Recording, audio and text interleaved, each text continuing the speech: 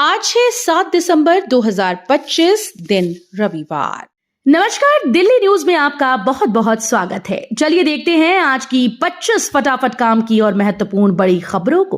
पर इससे पहले वीडियो को लाइक करना बिल्कुल न भूलें। सीएम रेखा गुप्ता का बड़ा कदम।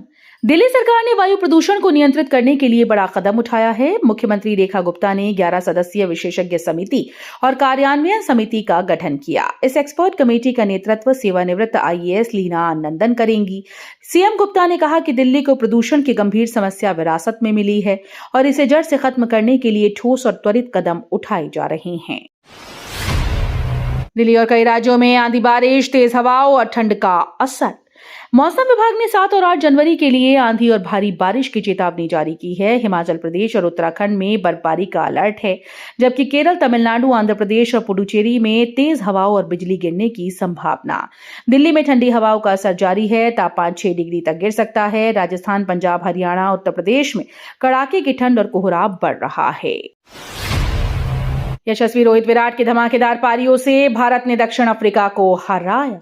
भारत ने साउथ अफ्रीका को तीसरी और अंतिम वनडे में 9 विकेट से हराकर सीरीज 2-1 से अपने नाम कर ली। 271 रनों के लक्ष्य का पीछा करते हुए टीम ने सिर्फ 39.5 ओवर में जीत हासिल की। यशस्वी जायसवाल ने 116 रन की बेहतरीन पारी खेली, जबकि रोहित शर्मा ने 75 और विराट कोहली ने 65 रन बनाए। इस शानदार बल्लेबाजी की मदद से भारत ने मैच में शुरुआत से ही दबदबा बना लिया। सरकार ने घरेलू हवाई किराए पर लगाया कैप, यात्रियों को राहत। सरकार ने घरेलू उड़ानों के लिए किराए पर अधिकतम सीमा तय कर दी है, जो 6 दिसंबर 2025 से तुरंत लागू हो गई। नई कैप के अनुसार 0-500 किलोमीटर की दूरी के लिए किराया 7500 रुपए, 500 से 1000 किलोमीटर के लिए 12,000, 1000 से 1500 किलोमीटर के लिए 15,000 और 1500 किलोमीटर से ज्यादा की दूरी के लिए 18,000 रुपए तक रहेगा। दिल्ली में 95 और मोहल्ला क्लिनिक बंद, स्वास्थ्य कर्मियों में रोष। दिल्ली में 95 और मोहल्ला क्लिनिक बंद करने की प्रक्रिया शुरू हो गई। इससे पहले बंद हुए क्लिनिक के साथ कुल संख्या 296 पहुंच जाएगी और लगभग 1100 कर्मी बेरोजगार हो सकते हैं। आम आदमी पार्टी ने भाजपा सरकार पर गरीबों को मुफ्त इलाज से वंचित करने का आरोप लगाया, जबकि भाजपा ने आपके दावों को झूठा और भ्रामक बताया। स्वास्थ्य कर्मियों ने सरकार से अपील की है कि उन्हें आयुष्मान आरोग्य मंदिर में नियुक्त किया जाए। 6 लाख श्रद्धालुओं की उपस्थिति के बाद सीएम दिल्ली सरकार करेगी गुरु साहिब के दर्शन। दिल्ली के मुख्यमंत्री रेखा गुप्ता 8 दिसंबर को अपनी पूरी कैबिनेट के साथ अमृतसर स्थित हरमिंदर साहिब जाएगी। यात्रा लाल किला परिसर में गुरु तेग बहादुर के 350वें शहीदी दिवस पर आयोजित 3 दिवसीय गुरमत समागम की सफलता के प्रति शुक्राना अर्पित करने के लिए की जा रही है। इस आयोजन में करीब 6 लाख श्रद्धालुओं ने हिस्सा लिया। एमसीडी ने पेश किया 16,530 करोड़ का बजट, राजधानी में कोई नया टैक्स नहीं। दिल्ली नगर निगम ने आगामी वित्त वर्ष 2026-27 के लिए 16,530 करोड़ रुपए का बजट पेश किया। सबसे बड़ी राहत यह है कि नागरिकों पर कोई नया टैक्स नहीं लगाया गया। आयुक्त अश्विनी कुमार ने कहा कि बजट में प्राथमिकता नागरिकता सुविधाओं को मजबूत करना, पारदर्शिता बढ़ाना और ईज ऑफ डूइंग बिजनेस को बेहतर बनाना है। इस बार बजट में स्वच्छता पर कुछ कटौती की गई, जबकि स्वास्थ्य और शिक्षा जैसे क्षेत्रों पर विशेष फोकस किया गया। ड्रोन सर्वे और यूपीआईसी के जरिए एमसीडी करेगा अवैध निर्माण की पहचान। दिल्ली नगर निगम ने प्रॉपर्टी का रिकॉर्ड को अधिक पारदर्शी और सटीक बनाने के लिए यूनिक प्रॉपर्टी आइडेंटिफिकेशन कोड को आधार से लिंक करने का फैसला किया है। अब सभी करदाता अपने आधार कार्ड को यूपीआईसी से जोड़कर एमसीडी की वेबसाइट पर संपत्ति कर आसानी से जमा कर पाएंगे। इस नई व्यवस्था से अतिरिक्त दस्तावेज की जरूरत नहीं होगी और ऑनलाइन भुगतान प्रक्रिया सरल होगी। इंडिगो संकट में, रेलवे बना सहारा, प्रीमियम ट्रेन में बढ़ाए कोच। इंडिगो एयरलाइन संकट के चलते दिल्ली में हजारों यात्री फंसे हैं। इसके बाद रेलवे ने उनका सहारा बनकर प्रीमियम ट्रेन में एक्स्ट्रा कोच जोड़ दिए। जम्मू राजधानी, डिब्रूगढ़ राजधानी, अमृतसर, चंडीगढ़ शताब्दी जैसी ट्रेन में अतिरिक्त कोच उपलब्ध कराए गए हैं। साथ ही मुंबई, अहमदाबाद, पटना, तिरुवनंतपुरम रूटों पर 20 से अधिक स्पेशल ट्रेन की घोषणा की गई। रेलवे अधिकारियों का कहना है कि मांग बढ़ती रहे तो और ट्रेन चलाई जाएंगी। डीयू ने यूजीसीएफ 2022 के छात्रों को दी 10% उपस्थिति में विशेष छूट। दिल्ली विश्वविद्यालय ने यूजीसीएफ 2022 के पहले बैच के छात्रों को बड़ी राहत दी है। विश्वविद्यालय ने सेमेस्टर 7 परीक्षा में कम उपस्थिति वाले छात्रों के लिए 10% की विशेष छूट का निर्णय लिया। इससे वे परीक्षा में बैठ सकेंगे जिन्हें नियमों के तहत वंचित किया जा सकता था। प्रशासन ने कहा कि अन्य सभी शैक्षणिक आवश्यकताएं जैसे कोर्स वर्क, असाइनमेंट, आंतरिक मूल्यांकन पूरा करना अनिवार्य रहेगा। छात्र संगठनों ने इस कदम का स्वागत किया क्योंकि ये मेडिकल, पारिवारिक या इंटर्नशिप कारणों से अनुपस्थित छात्रों के लिए राहत लेकर आया है। अरविंद केजरीवाल का केंद्र पर हमला, इंडिगो संकट में मिली भगत का लगाया आरोप। देश की सबसे बड़ी एयरलाइन इंडिगो में उड़ानों की रद्दी और देरी के कारण मची हलचल पर आम आदमी पार्टी के राष्ट्रीय संयोजक अरविंद केजरीवाल ने केंद्र सरकार पर तीखा हमला बोला। उन्होंने इसे सुशासन की विफलता करार दिया और आरोप लगाया कि भाजपा सरकार एयरलाइन के साथ मिली भगत कर रही है। केजरीवाल ने कहा कि इससे आम यात्रियों को भारी परेशानी का सामना करना पड़ रहा है और केंद्र सरकार को इसके लिए जवाबदेह ठहराया जाना चाहिए। दिल्ली में दौड़ेगी इलेक्ट्रिक डबल डेकर बसेस, पर्यटकों को मिलेगी नई सुविधा। दिल्ली की सड़कों पर जल्द ही इलेक्ट्रिक डबल डेकर बसेस दौड़ सकती हैं। सरकार प्रधानमंत्री संग्रहालय, नेशनल वॉर मेमोरियल और भारत मंडपम जैसी प्रमुख जगहों के लिए सेवा की योजना बना रही है। बस अशोक लेलैंड कंपनी की है और इसमें 63 यात्रियों के बैठने की सुविधा है। योजना के तहत पर्यटकों और विदेशियों को टारगेट किया जाएगा। एम्स में किडनी ट्रांसप्लांट अब लगभग मुफ्त, सुविधाओं में 50% की बढ़ोतरी।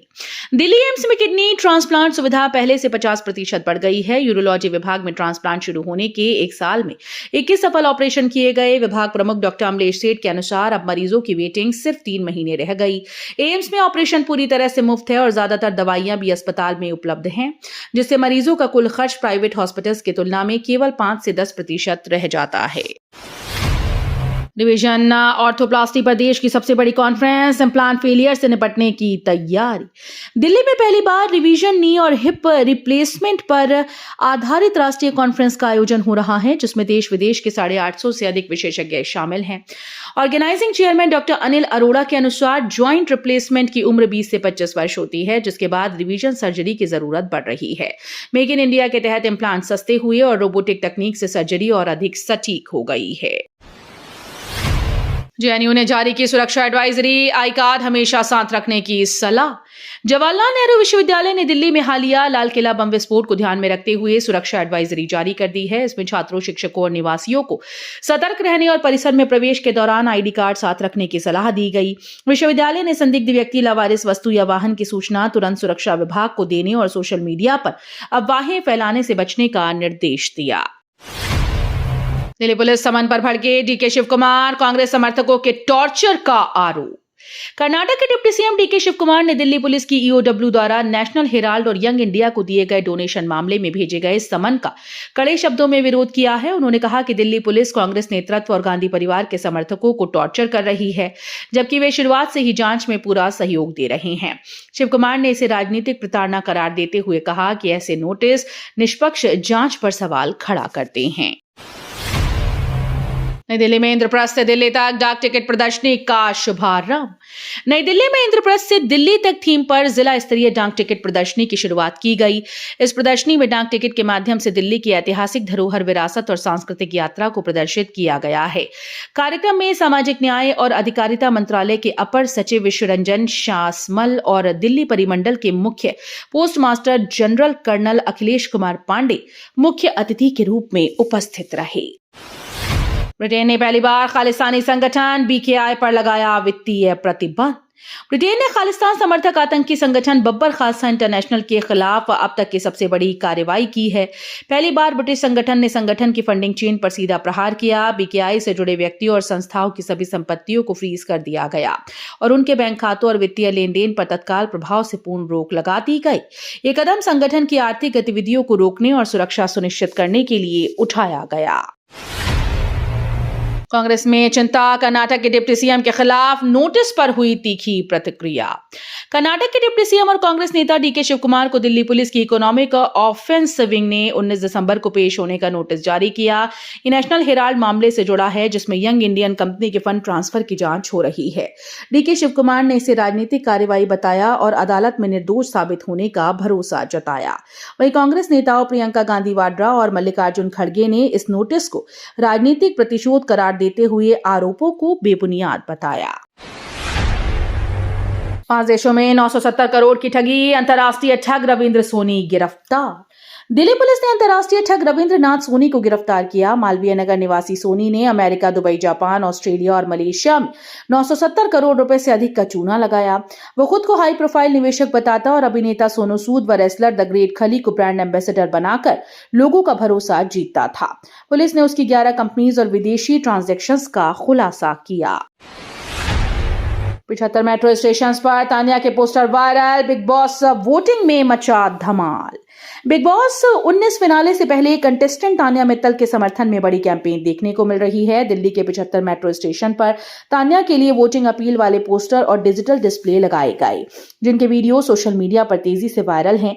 कई यूजर्स इसे शानदार मार्केटिंग बता रहे हैं, जबकि कुछ मजाक में दिल्ली मेट्रो को तान्या मेट्रो कहने लगे हैं। तान्या मित्तल एक उद्यमी, इन्फ्लुएंसर और मॉडल हैं। उन्होंने मिस एशिया टूरिज्म यूनिवर्स 2018 का टाइटल जीता था। 2050 तक 22 करोड़ लोगों को साफ पानी नहीं मिलेगा, चेतावनी जारी। एक नई रिपोर्ट के मुताबिक एशिया, अफ्रीका और लैटिन अमेरिका के शहर तेजी से फैल रहे हैं, जिससे आने वाले समय में करोड़ों लोगों को साफ पानी और सीवेज सेवाओं की कमी का सामना करना पड़ सकता है। कॉम्प्लेक्सिटी साइंस हब और वर्ल्ड बैंक ने 100 से अधिक शहरों का अध्ययन किया। शोध में पाया गया कि यदि शहरी फैलाव इसी तरह जारी रहा तो 2050 तक लगभग 22 करोड़ लोग साफ पानी से वंचित रहेंगे। सर्दियों की छुट्टियां जल्द। दिल्ली एनसीआर में 20 से 31 दिसंबर तक बंद रह सकते हैं स्कूल। उत्तर भारत में बढ़ती ठंड और खराब वायु गुणवत्ता के बीच दिल्ली एनसीआर में सर्दियों की छुट्टियों को लेकर पेरेंट्स और बच्चों की उम्मीदें बढ़ गई हैं। तेज ठंड, सुबह का कोहरा, बढ़ते प्रदूषण से छोटे बच्चों की दिक्कतें बढ़ी। दिल्ली में संभावना है कि विंटर ब्रेक दिसंबर के आखिरी सप्ताह से शुरू हो और नए साल के पहले सप्ताह तक चले। उधर नोएडा, गुरुग्राम, गाजियाबाद, फरीदाबाद में आमतौर पर 20 से 31 दिसंबर तक स्कूल बंद रहते हैं। जब बाबरी नहीं रही तो बाबर रोड क्यों, नाम बदलने की मांग तेज। दिल्ली के बंगाली मार्केट स्थित बाबर रोड का नाम बदलने की मांग एक बार फिर से तेज हो गई। हिंदू सेना ने शनिवार सुबह साइन बोर्ड पर अयोध्या मार्ग लिखे पोस्टर लगाकर विरोध दर्ज कराया। संगठन का कहना है कि एनडीएमसी को कई बार पत्र देने के बावजूद कोई कार्रवाई नहीं हुई। हिंदू सेना अध्यक्ष विष्णु गुप्ता ने कहा कि जब बाबरी मस्जिद नहीं रही तो दिल्ली में बाबर रोड रखने का कोई मतलब नहीं। नए श्रम कोड से महिला कर्मचारियों को मिलेगा मातृत्व लाभ। केंद्र सरकार ने ई श्रम पोर्टल पर 31.38 करोड़ असंगठित और 5.09 लाख गिग व प्लेटफॉर्म वर्कर्स को रजिस्टर किया। नए श्रम कोड के तहत महिला कर्मचारियों को मातृत्व लाभ मिलेगा। साथ ही सभी कर्मचारियों के लिए न्यूनतम मजदूरी, समय पर वेतन भुगतान और मुफ्त सालाना स्वास्थ्य जांच अनिवार्य की गई। प्रधानमंत्री मुद्रा योजना, स्टार्टअप इंडिया और अन्य रोजगार सृजन कार्यक्रमों के जरिए युवा और महिलाओं की रोजगार क्षमता बढ़ाई जा रही है। तो ये थी आज की बड़ी खबरें। रोजाना ऐसे ही सबसे पहले अपडेट पाने के लिए चैनल को सब्सक्राइब करना बिल्कुल न भूलें। धन्यवाद।